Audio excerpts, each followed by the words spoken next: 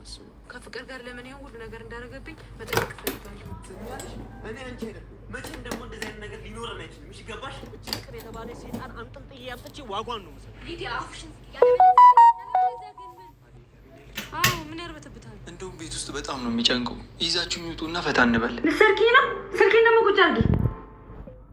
ሰላም ውድና የተከበራችሁ የፍሬት ዩቲዩብ ቻናል ተከታታዮች እንዴት ናችሁ? ሰላም ናችሁ? ሰላማችሁ ብዝት ትርፍ ይበልልኝ። እንግዲህ ሰራተኛዋ አደይ ማለት ነው። ይሄን ያክል እውነት ለመናገር ሰራተኛ ይሄን ያክል እንደዚህ ለምን ይደረጋል ባይነኝ ማለት ነው። ኢትዮጵያ ጋር እየተካሄደ ያለው ነገር ይሄ ስለሆነ በድራማ መልክም ቢያቀርቡልን ትክክለኛውን ነገር ነው ይዘውልን የመጡት። ትክክለኛውን ነገር ነው ይዘውልን የሚመጡትና በጣም እጅግ አሳፋሪ ነገር ነው። ፍቅር እያደረገች ያለችው ራስ ወዳድ ናት። እሷ ዴቭን ለራሷን ለማድረግ እንግዲህ አደይን በጣም እያሰቃየቻት ትገኛለች ማለት ነው። አደይ እናቷንና እህቷን ያው ለማስተማርና ቤተሰቦቿን በጥቅሉ ለማስተዳደር የምታደርገው ነገር ነው።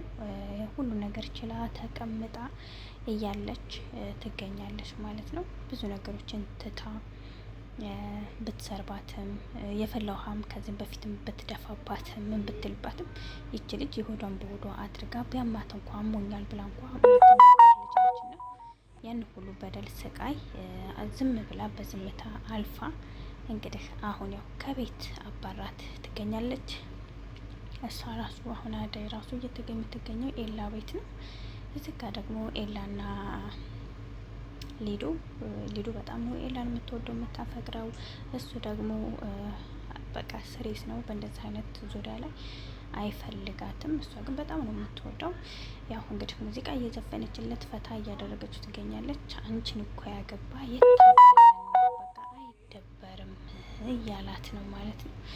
እስኪ ደግሞ አንድ ሙዚቃ ዝፈኝልኝ ሲላት ያው ቁማ መስፈን ጀመረች ማለት ነው። ይቺ መንቃራ ግን በጣም ደስ የምትል ፈታ የምትል ልጅ ናት። በራሷ ሙድ የምትንቀሳቀስ እብድ ናት ማለት ነው። እኔ በጣም ነው የምወዳት። እዚህ ጋ እንግዲህ ዴቭ እና ፍቅር ደግሞ ይህን ያክል ክፋት በስመ አብ ወወልድ ወመንፈስ ቅዱስ አሐዱ አምላክ። በነገራችን ላይ ይሄ ነገር እኮ ኢትዮጵያም ላይ አለ።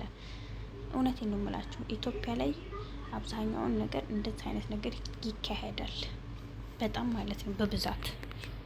ምን ላይ እንደወደቀች ሳላቅ ምንም ነገር ማድረግ አልፈልግም። እሺ አደይ ምንድን ነው? ምን ለማድረግ እየሞከርክ ነው?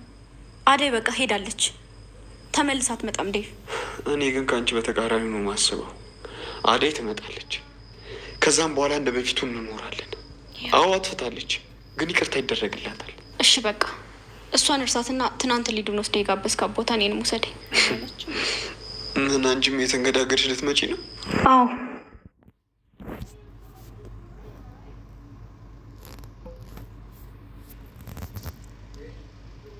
እንግዲህ እዚህ ጋ